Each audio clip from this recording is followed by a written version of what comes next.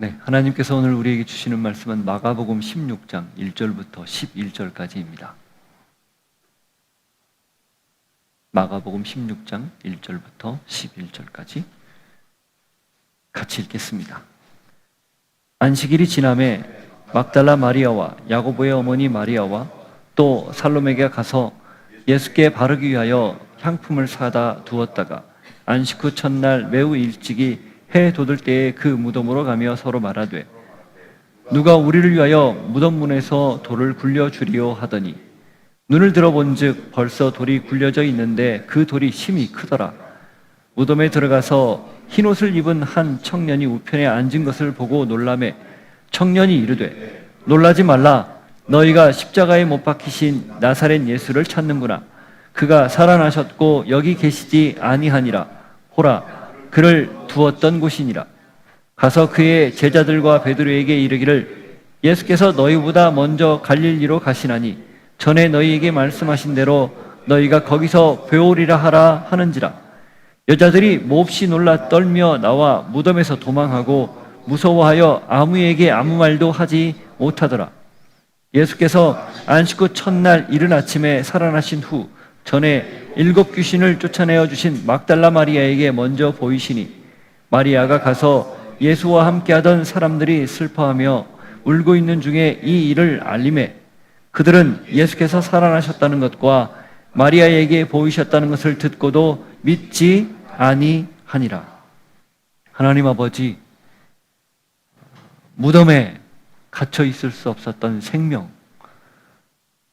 무덤에 그러나 기꺼이 내려가서 우리를 구원해 주신 그 하나님의 생명, 오늘 함께 말씀을 통해서 맛보게 하시고 우리가 있어야 할 자리, 예수님이 있어야 할 자리 어딘지를 함께 깨달으며 다시 부활의 의미를 되새기는 귀한 시간이 되게 하옵소서. 예수 이름으로 기도하옵나이다. 아멘. 사람들에게는 저마다 있어야 할 자리가 있습니다. 살면서 해야 할 일과 역할, 있어야 할 곳이 반드시 존재한다. 그런 뜻이죠. 그걸 벗어나서 제 역할을 다하지 못하게 되면 당연히, 그리고 있어야 할 곳에 있지 않게 되면 당연히 엉뚱한 일이 생깁니다. 그리고 내가 생각하지 않았던, 계획하지 않았던 일을 저지르기도 합니다.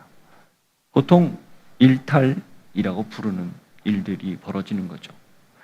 그래서 내가 있어야 할 자리를 아는 것 매우 중요합니다.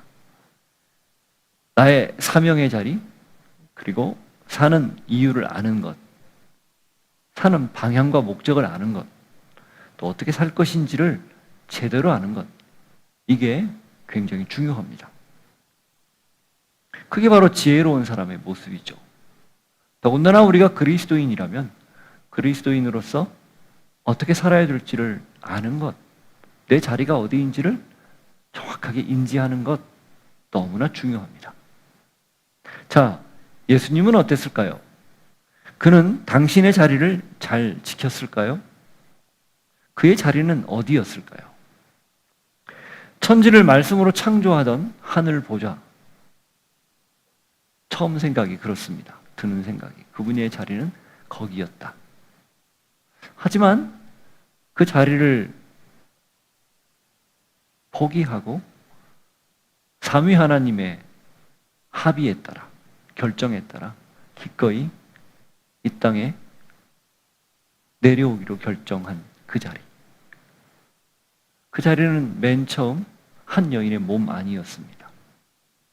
그리고 세상 밖으로 나와서는 사람들이 아무도 환영하지 않는, 그래서 겨우겨우 피해 들어간 곳이 마굿간이었고, 그가 놓였던 첫 자리는 거친,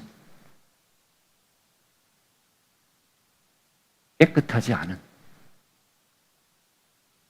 어떻게 보면 신생아가 균에 감염돼서 죽을 수도 있는 가장 위험한 자리, 말구유였습니다.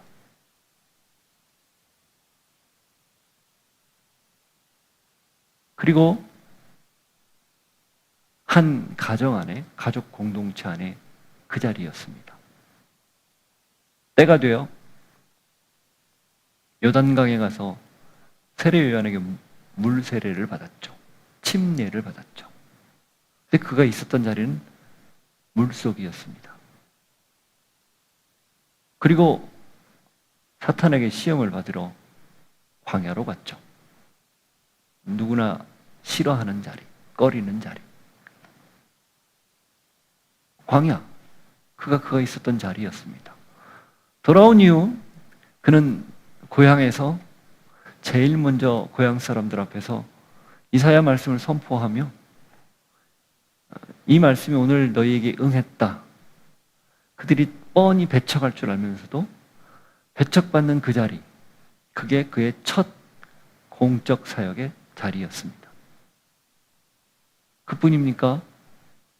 많은 사람들이 힘들고 어려울 때 그들을 돕고 고치고 먹이는 긍휼과 섬김과 베풀매 자리, 그게 바로 예수님이 있었던 자리였습니다. 그리고 급기야는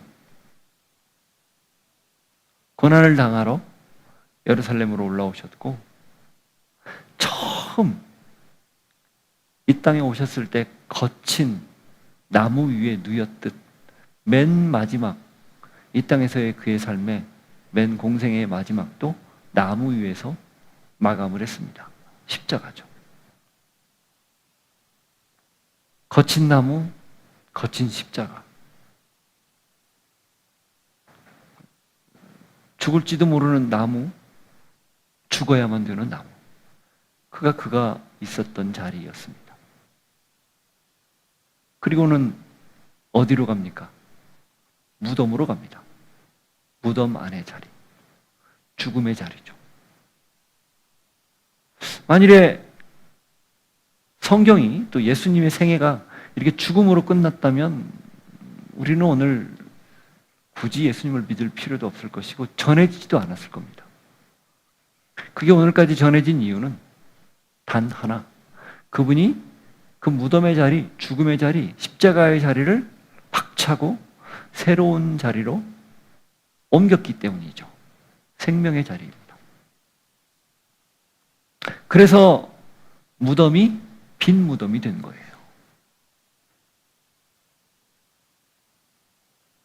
그가 생명의 자리로 옮겨서 본래 있었던 곳으로 돌아갈 준비를 하죠. 하늘 보좌입니다. 이게 예수님이 영원전부터 영원까지 당신의 자리를 지키는, 또 자리에 어떤 자리에 있었는지를 보여주는 쭉 저희들이 파노라마처럼 훑어가는 내용이에요. 어떻습니까? 예수님이 어떤 자리를 지켰다고 여러분은 생각합니까? 그리고 그 자리는 과연 누구를 위한 자리였고 무엇을 위한 자리였을까요?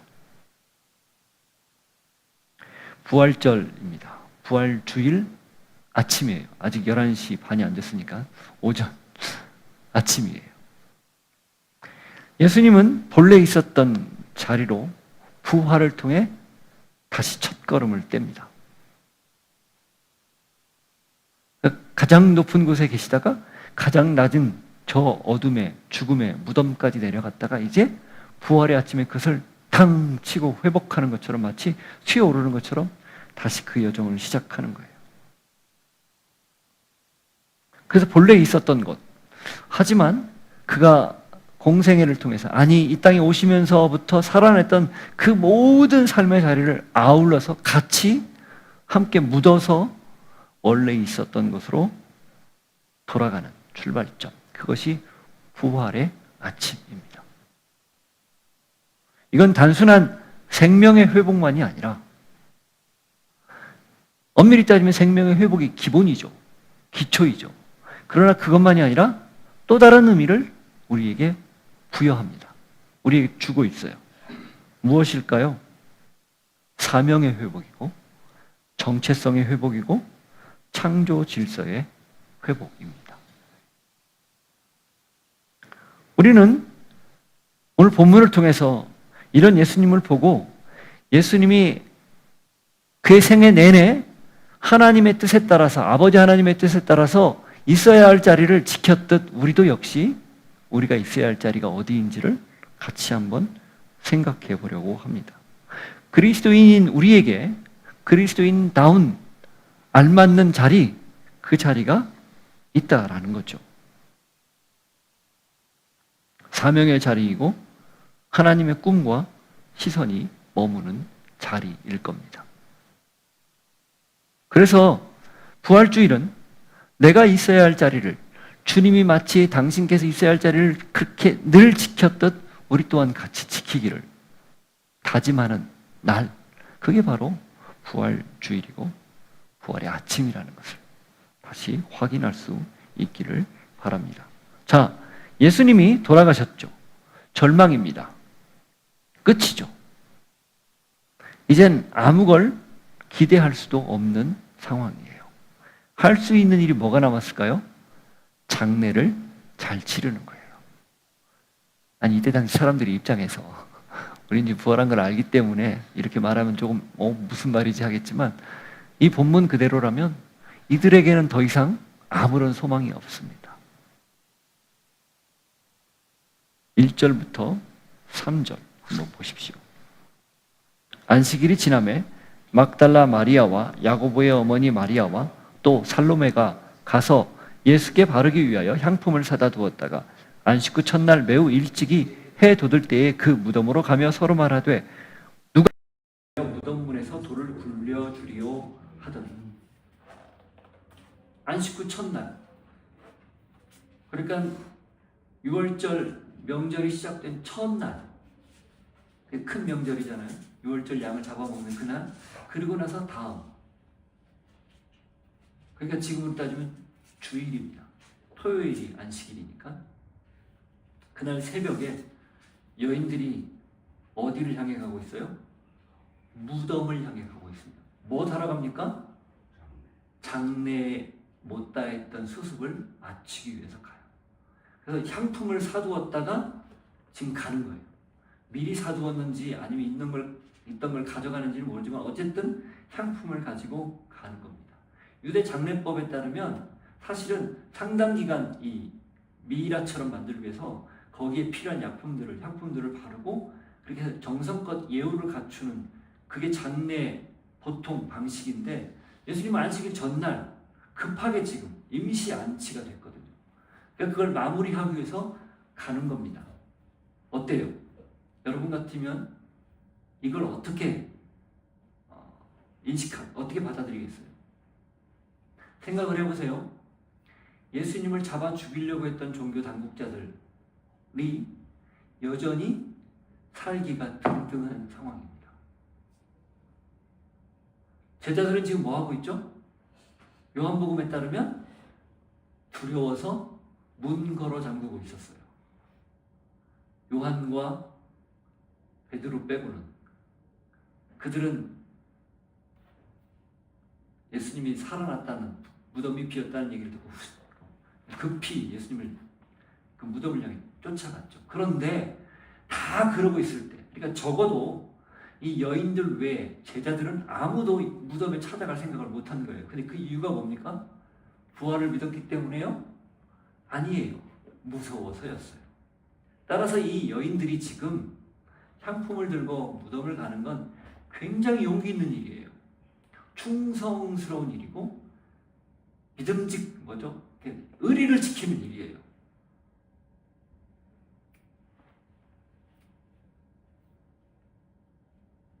옛말에 그런 말이 있잖아요. 정승집 개도 현직에 있을 때는 위세를 떤다고. 그런 말 안 들어봤어요? 들어봤죠?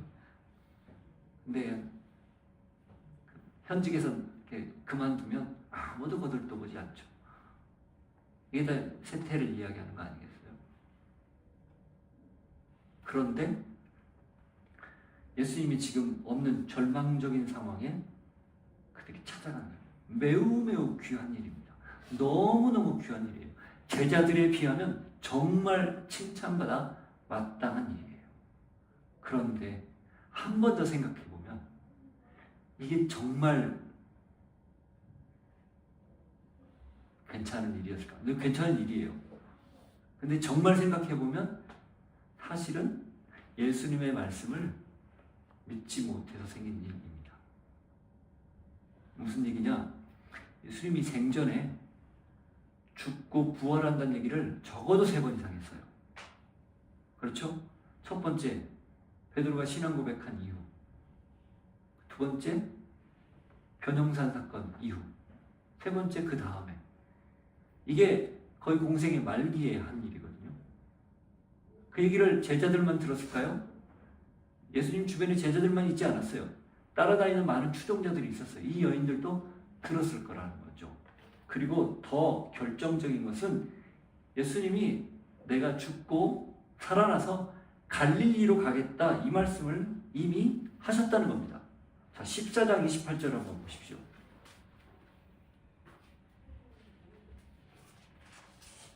27절부터 보십시오.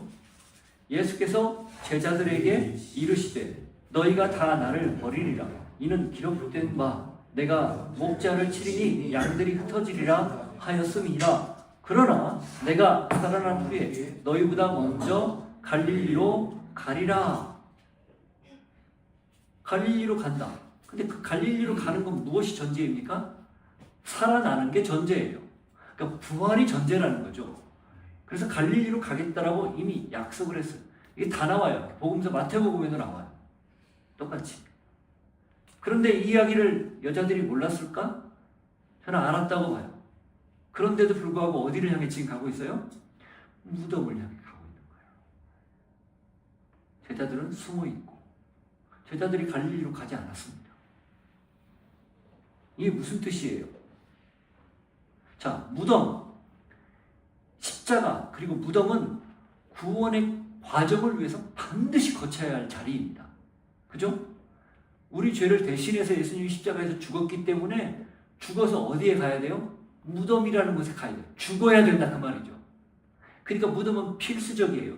그렇지만 영구적이지는 않은 곳이에요. 일시적인 곳입니다. 예수님에게는 고작 사흘. 그것도 많은 사흘도 아니에요. 더 짧은 시간이에요. 굉장히 상징적인 의미가 있는 것이죠. 그런데 이 여인들이 지금 어디를 향해 가는 거예요? 마치 죽음이 끝인 양 생각하고 죽음의 자리, 무덤을 지금 찾아가는 겁니다. 왜 그래요? 일시적인 자리인데도 불구하고 예수님의 부활을 믿지 못했기 때문에. 그러니까 무덤을 찾아가는 거죠. 부활을 그렇게 예고했지만 정작 결정적일 때 못 믿은 거예요. 죽은 나사로를 살리는 기적을 봤는데도 예수님이 살아난다는 사실은 생각도 안 하는 것 같아요. 상상조차 안 한 것 같아요.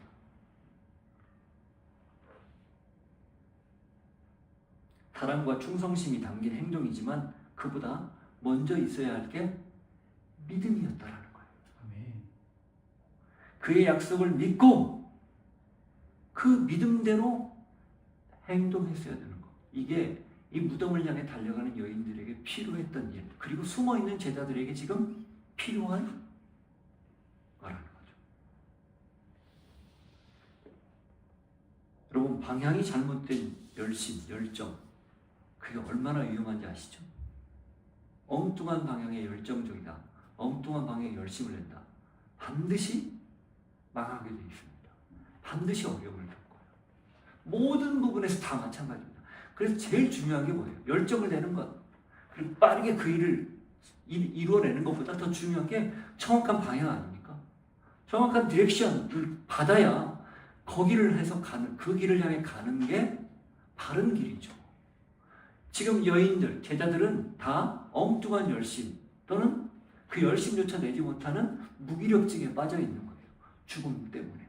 자신들이 추종하던 주님이 눈앞에서 돌아가신 것 때문에 그 모든 걸 다 잃어버린 거예요.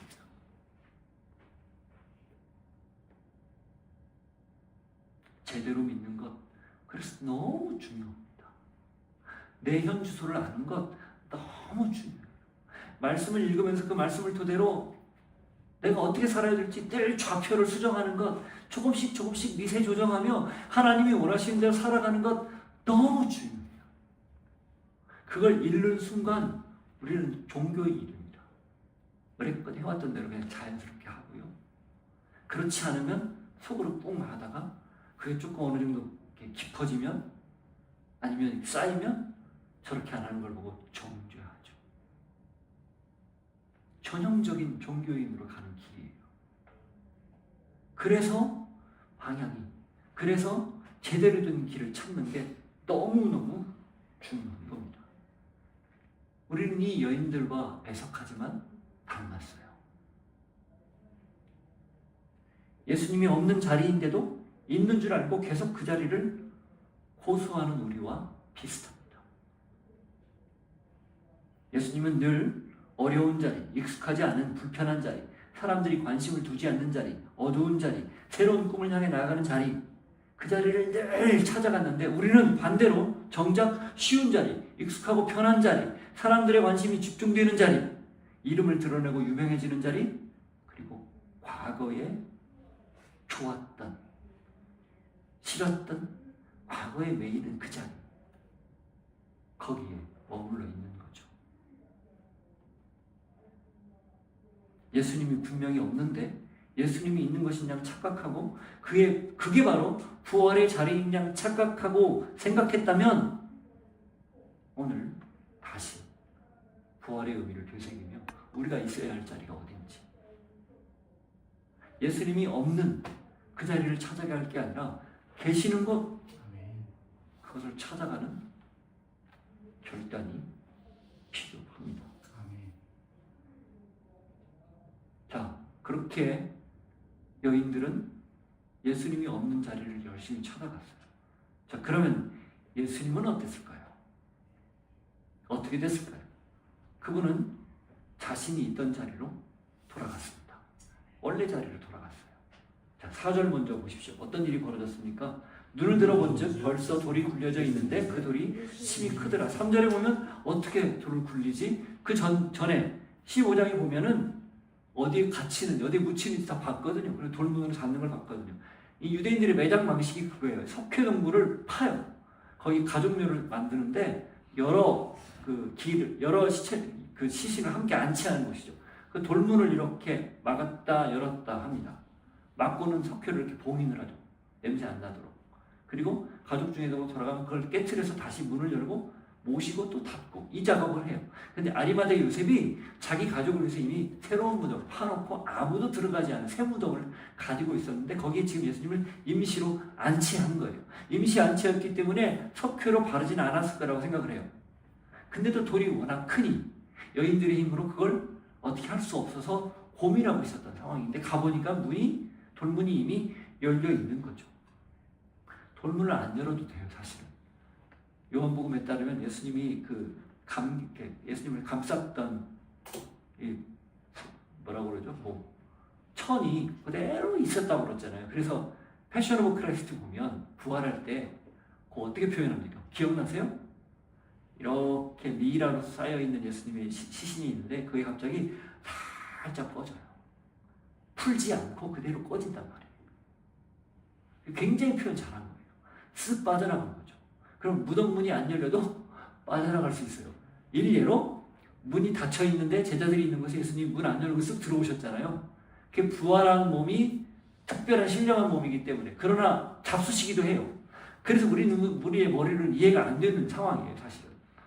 그러니까 손에 잡히는 물체인데 또 공간, 시간을 막 넘나들어요. 우리 3차원적 머리는 이해가 안 돼요. 나중에 천국 가면 다 확인되니까 걱정 하나도 안 해도 돼요. 지금 그런데 돌문이 열려 있어요. 왜 열렸을까요? 증거예요, 증거.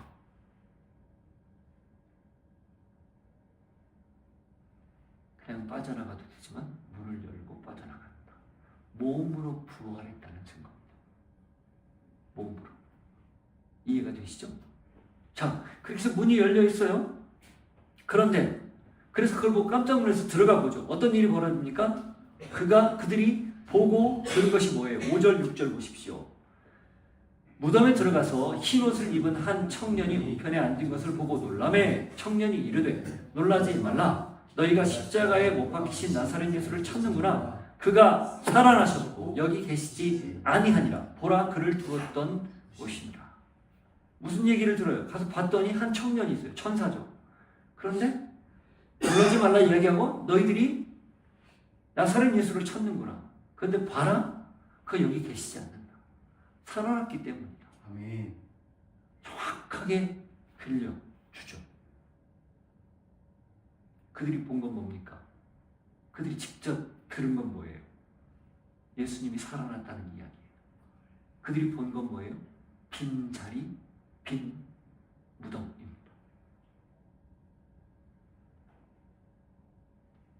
이게 뭔 뜻일까요? 예수님이 머물 자리가 무덤이 아니라는 말이에요. 죽음 안에 갇혀 있을 수 없었다, 그 뜻이에요.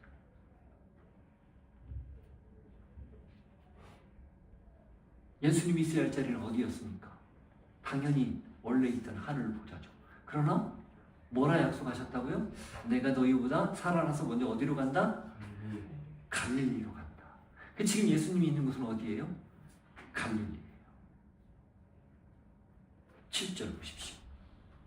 가서 그의 제자들과 베드로에게 이르기를 예수께서 너희보다 먼저 갈릴리로 가시나니 전에 너희에게 말씀하신 대로 너희가 거기서 배우리라 하라 하는지라.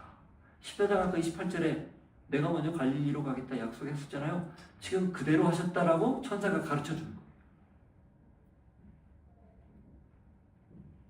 그러면 왜 갈릴리일까요?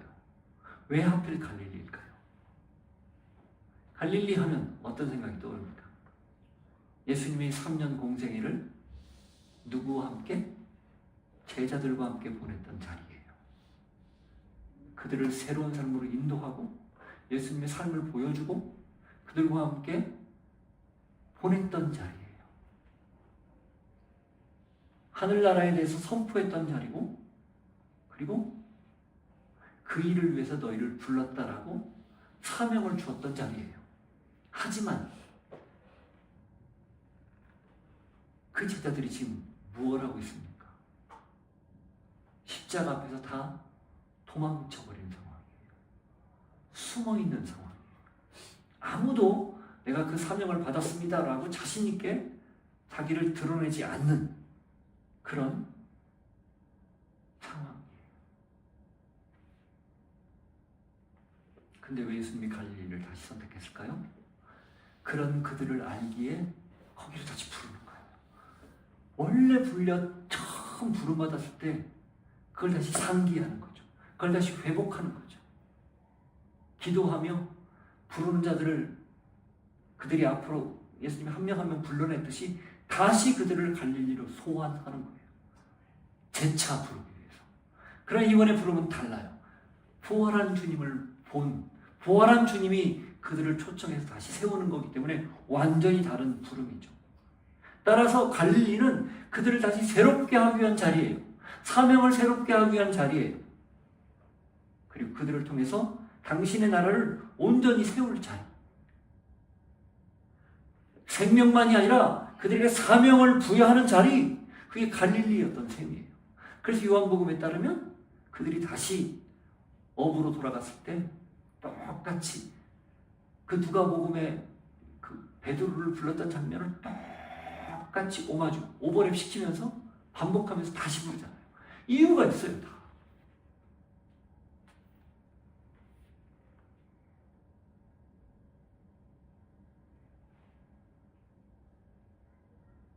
그래서 갈릴리로 가신 겁니다. 왜? 그들이 있어야 할 자리를, 제자들이 있어야 할 자리를 다시 확인시켜주기 위해서. 그게 부활의 의미예요. 예수님은 원래 주어졌던 사명의 자리, 그 자리를 되찾게 해주시는 분입니다. 그리고 당신은 아버지 하나님의 뜻대로 그 자리를 찾아가는 분이에요. 그러니 우리 역시 그 부활의 주님을 믿는다면 그 자리를 알고 찾고 있어야 하죠. 그게 부활을 기억하고 부활절을 지키는 의미입니다. 그게 제자됨의 도리이고 그게 하나님 우리에게 허락하실 복이에요. 예수님이 사도 요한에게 아시아의 7교회의 환상을 보여주죠. 맨 마지막 교회가 라오디게아 교회입니다. 그 교회의 문제는 차지도 뜨겁지도 않은 거였어요.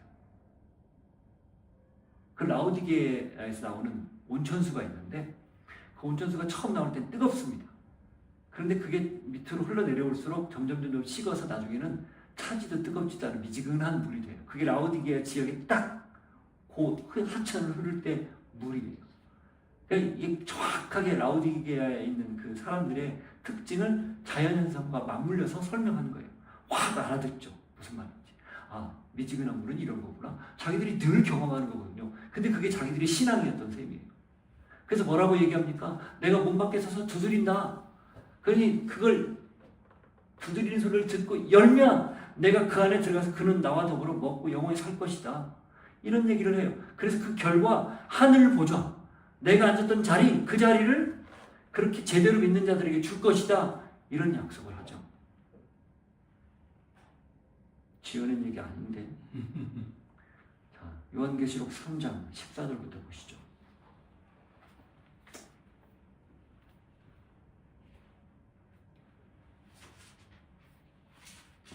같이 한번 읽죠. 라오디게아 교회의 사자에게 편지하라. 아멘이시오 충성되고 참된 증인이시오 하나님의 창조의 근본이신 이가 이르시되 내가 내 행위를 아노니 내가 차지도 아니하고 뜨겁지도 아니하도다. 내가 차든지 뜨겁든지 하기를 원하노라. 내가 이같이 미지근하여 뜨겁지도 아니하고 차지도 아니하니 내 입에서 너를 토하여 버리리라. 이게 내라고 해서 라오디게아 교회를 지금 얘기하는 거예요. 내가 말하기를 나는 부요하여 부족한 것이 없다 하나 내 곤고한 것과 가련한 것과 가난한 것과 눈먼 것과 벌거벗은 것을 알지 못하는도다. 부자라고 하지만 실상은 그렇지 않다는 거예요. 겉으로는 부자일지 모르지만 내면은 완전히 지금 파산 직전이다. 그런 뜻이죠. 차지도 뜨겁지도 않으니까 미지근하니까. 자 18절 내가 너를 권하느니 내게서 불로 연단한 금을 사서 부요하게 하고 흰옷을 사서 입어 벌거벗은 수치를 보이지 않게 하고 안약을 사서 눈에 발라 보게 하라. 무릇 내가 사랑하는 자를 책망하여 징계하노니 그러므로 내가 열심을 내라. 회개하라. 볼지어다 내가 문 밖에 서서 두드리노니 누구든지 내 음성을 듣고 문을 열면 내가 그에게로 들어가 그와 더불어 먹고 그는 나와 더불어 먹으리라. 이기는 그에게는 내가 내 보좌에 함께 앉게 하여 주기를 내가 이기고 아버지 보좌와 함께 앉은 것과 같이 하리라. 이기는 자에게는 즉 다시 열정을 회복하고 그 하나님을 향한 그 뜨거운 열심, 제대로 된 열심, 방향이 맞는 열심을 회복하면 그에게는 내가 하나님이 모든 사명을 다하고 십자가를 지고 다시 하늘로 올라왔을 때 원래 있었던 보좌를 허락한 것처럼 그들에게도 그 보좌를 주겠다. 그 얘기예요. 이게 무슨 뜻일까요? 예수님이 사명의 자리, 당신이 살았던 자리를 최선을 다해 살아내서 결과적으로 하나님 주신 것을 다시 되찾았으니 너희도 그렇게 되찾을 수 있다. 언제? 부활의 의미를 알고 너의 삶의 자리가 어떤 자리일지를 안다면, 사명이 무엇인지를 제대로 알고 살아낸다면 그걸 주겠다. 그런 말이에요. 귀 있는 자는 성령이 교회들에게 하시는 말씀을 들을지.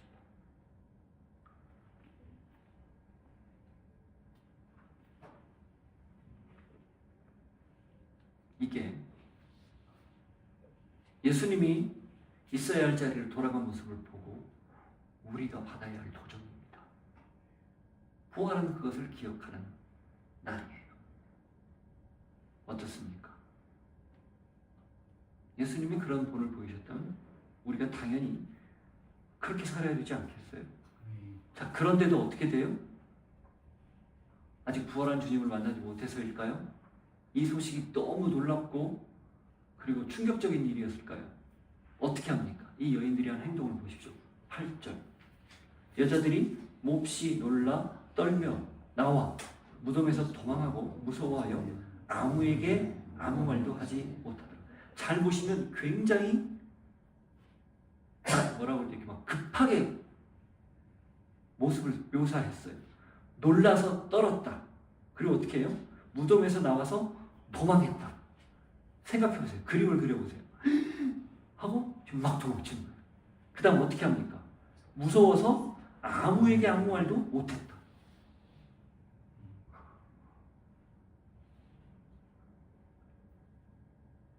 그런데 이걸 누가 비방을 해요? 누가 저 믿음도 없다 이렇게 감히 이야기하겠습니까? 우리라고 예외일까요? 아마 우리가 이런 현장에 있었어도 마찬가지였을 거예요. 오금이 저려서 그 자리에서 꼼짝도 못했을지도 몰라요.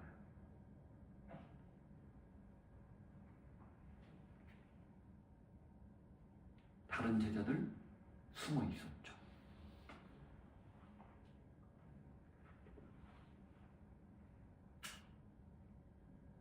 십자가형을 집행했던 백부장, 그가 뭐라고 합니까?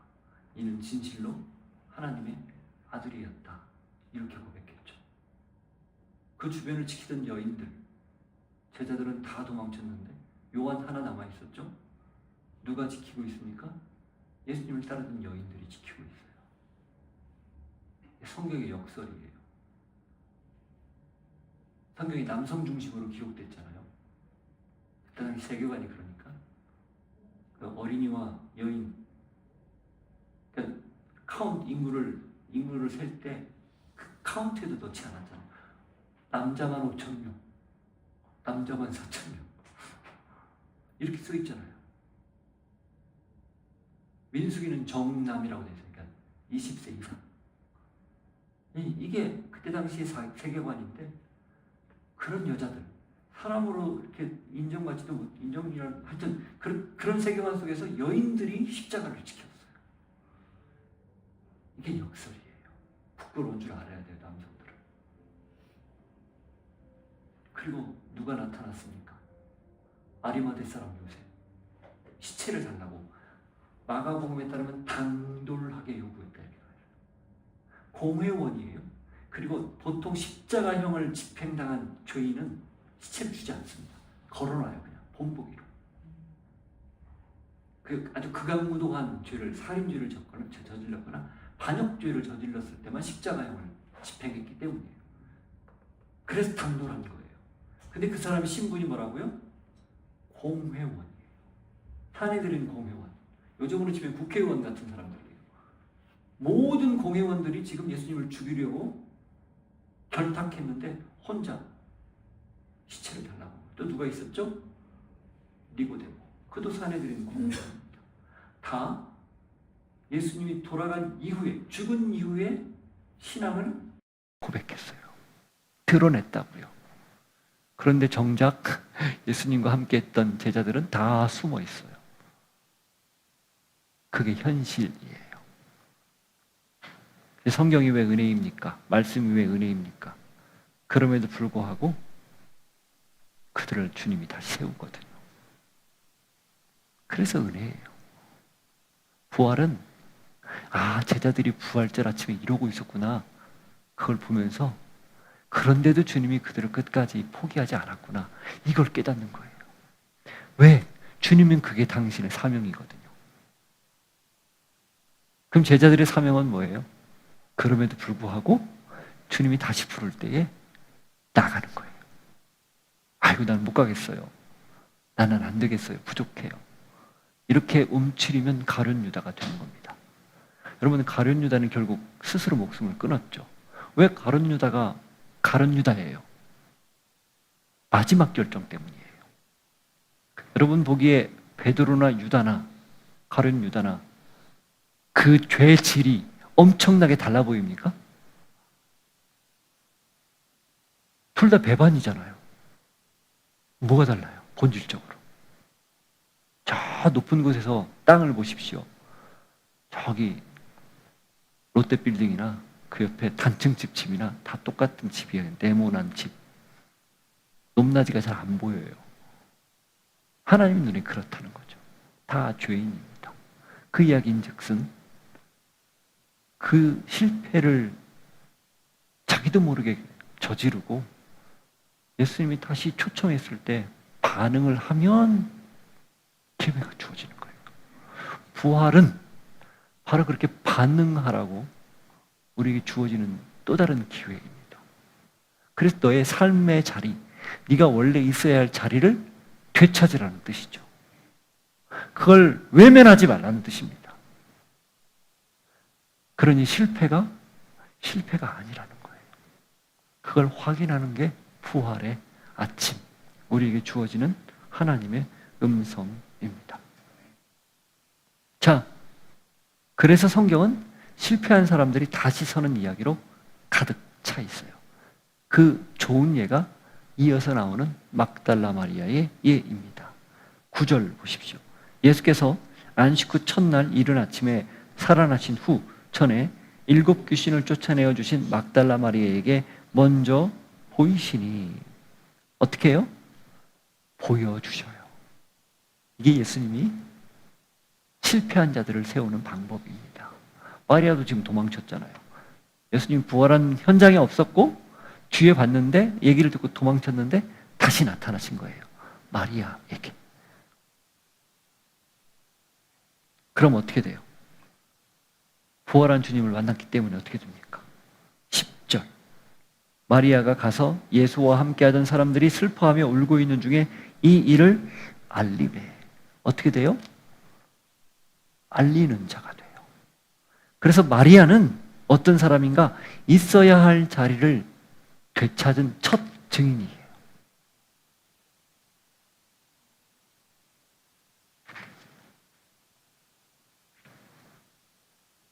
첫 번째, 1절에서 3절에 우리가 나눈 내용은 잘못된 자리를 찾아가는 여인들의 이야기였어요.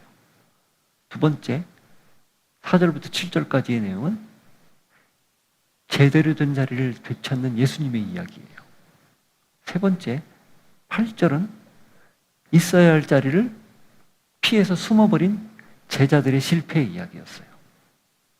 9절 이하 11절은 그럼에도 불구하고 실패를 딛고 다시 원래 있어야 할 자리, 원래 해야 할 일을 되찾는 사람들의 이야기입니다. 물론 11절은 여전히 아직 그들이 믿지 못하죠. 그러나 그 뒤에 보면 그들도 처음 부름받았을 그 사명의 자리를 되찾습니다. 부활은 무엇인가?